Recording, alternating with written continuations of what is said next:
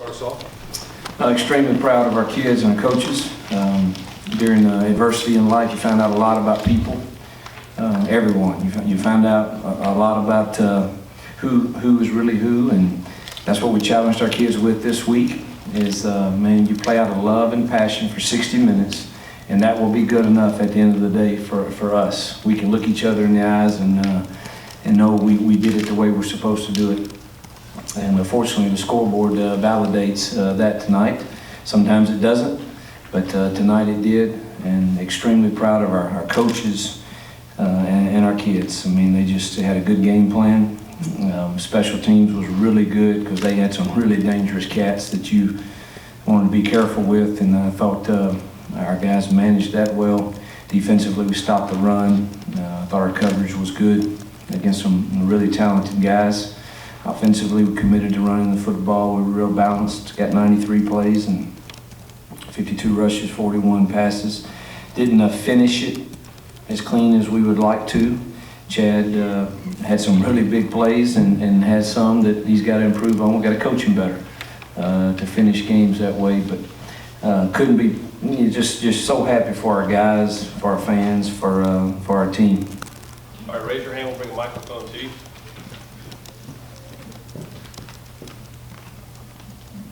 Hugh, can you comment specifically on Laramie's game, what you saw from him, but specifically how he helped you against Miles Garrett?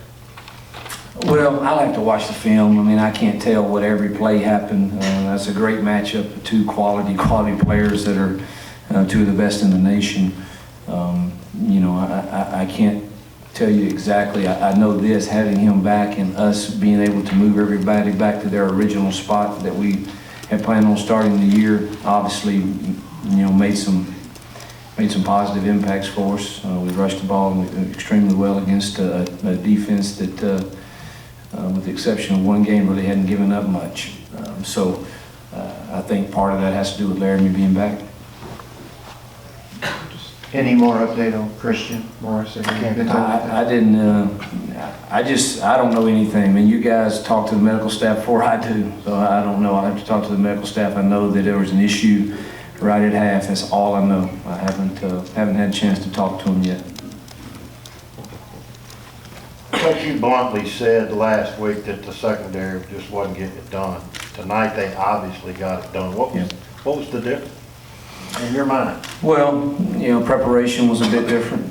I think just the your back's against the wall, and you have to hear all the noise, and there's people that criticize fairly or unfairly, and you've got to handle that, and then you got to bow your neck and you got to fight.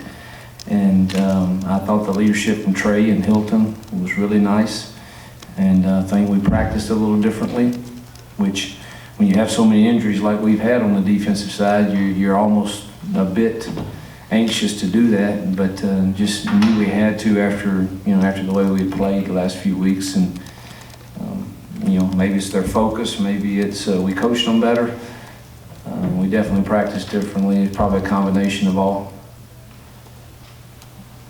You mentioned, being able to put guys back in their position on the offensive line. What did Laramie coming back tonight as far as the balance and being able to string some of those long pass plays together early for that first touchdown drive?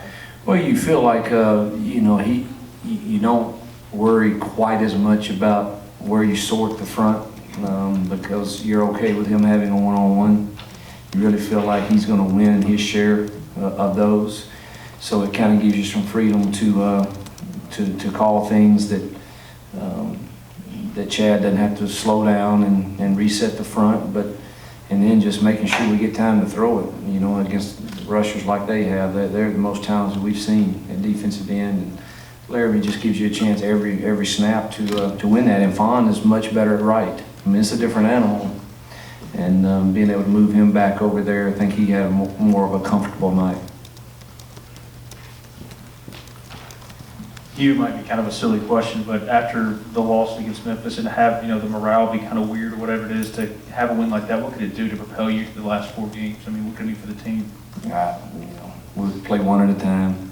I'm excited about our kids and our players tonight, and hope that we'll mess it up again, I'm sure, in my career here, so y'all let me know when I do that. I hope you let them know when they get it right too, and that's what, I'd rather talk about that than 2 weeks ago.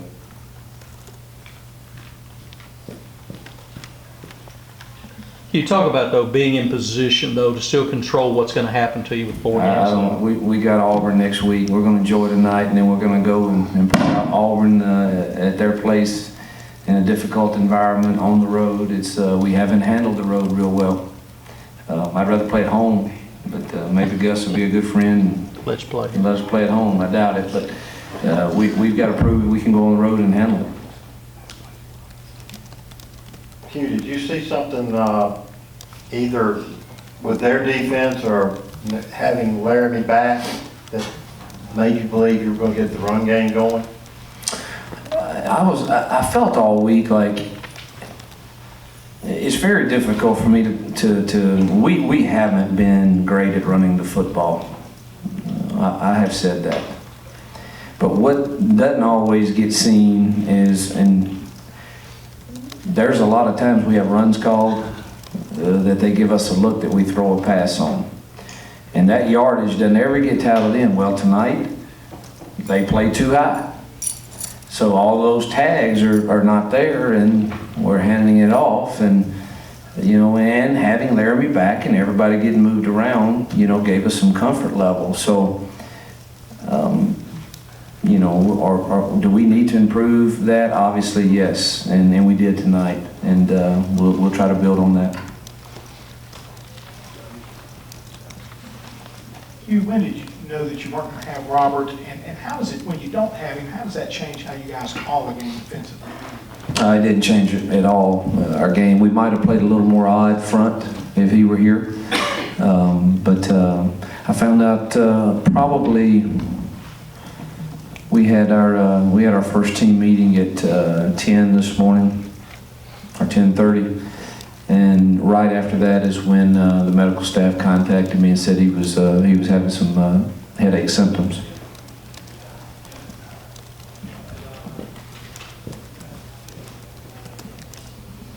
Can you talk about what you guys did defensively against Kyle Allen, especially after the first quarter? We've played some pretty good defense the last few years. We've played some pretty bad at times this year.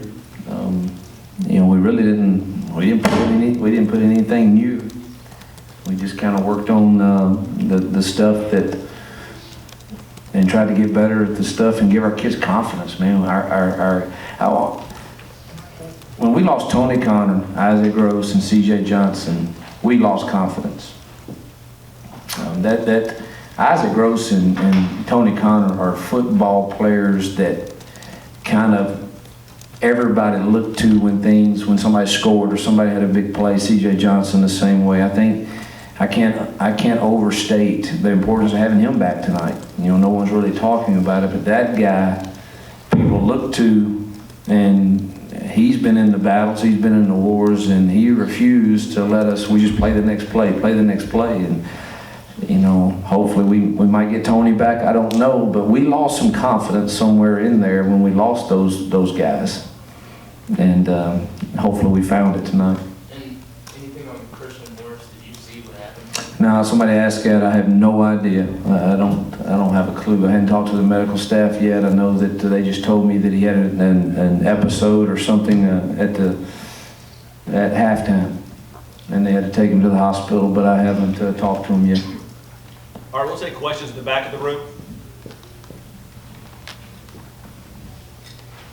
Hugh, does a game like this kind of restore a little bit more confidence in the running game moving forward? I would say so. I mean, we rushed for 230 tonight, and we're very balanced. So, every week, like I said earlier, we were built on taking kind of what the look is post snap. And, if they give us those looks, hopefully we can take some confidence from this and be able to rush the football. You said that you haven't been able to obviously watch the film, and maybe the film will tell a different story, but watching Tonsil out there tonight, it didn't seem like he missed a beat. did he get much reps going into this week? I know he wasn't able to play, but I'm just curious about that. Yeah. Previous to this week, he would go with the twos every other series. So he was getting some of the strength staff with conditioning, but you still can't get him ready for like that first drive we had. I don't know how many plays it was, but we had to pull him out because, you know, the adrenaline, the emotion, and, you know, I said, man, you need some oxygen, don't you? And so we kind of protected him tonight some as far as the number of plays. I don't know how many he played exactly, but I expect that to build quickly. Coach, with the way Breland's playing Rob's absence, have y'all considered maybe putting him right up here? I got you. Have y'all considered putting Breland and Rob on the field at the same time, just based on how Breland's played like the last couple of weeks? Every week's different. We'll look at it. I mean, we don't like for those guys to play but about 40 snaps a piece. But Breland certainly is playing well. Proud of him. All right, we'll take questions down low now. Two things, Hugh, seemed like you got a boost out of Hakeem Judd tonight. Also, when you decide to move for Dahl Brown inside? This morning, about 10 o'clock, when we got the news that Rob wasn't going to play, and then Marquise kind of went down for a couple series too. So we've had our share of adversity there, and you know, that's something Kiff has done a little bit just in case. But really this morning, Fadal actually missed practice Thursday and Friday also. And so we weren't sure if we were going to have him. He gutted it out and played well. Judd? Keem played solid. I've always felt like he could. I think all of those guys can add something to us. And you know, tonight when you're effectively getting stops on the defensive side that give you the number of possessions, you're able to rotate guys in and give them carries, and that gives them the opportunities that they've prepared for, and he made the most of his tonight. All right, one last question. Coach, you've already kind of hit on it, but if you would, please talk about the importance of the return of C.J. Johnson, the impact he made on your defense emotionally. Yeah, I said I couldn't overstate the importance of it. You know, he's just he's a heck of a football player and heck of a leader, and so valuable to our football team. I really hope that knee is calm tomorrow, and it's not, because he played a lot of snaps, and he may have rushed it back a little bit, but he made a difference tonight for sure. Do you have another question, Ben? Yeah, I was just going to follow up about Breland some more. That's 2 weeks where he had to step in the cover. He was causing all kinds of disruption. Yeah, it seemed like he played a lot of snaps tonight, and you know, hopefully we'll get Rob back next week and can either use both of them or split the reps where they can sustain that high level of play throughout the rest of the year. All right, thanks, guys.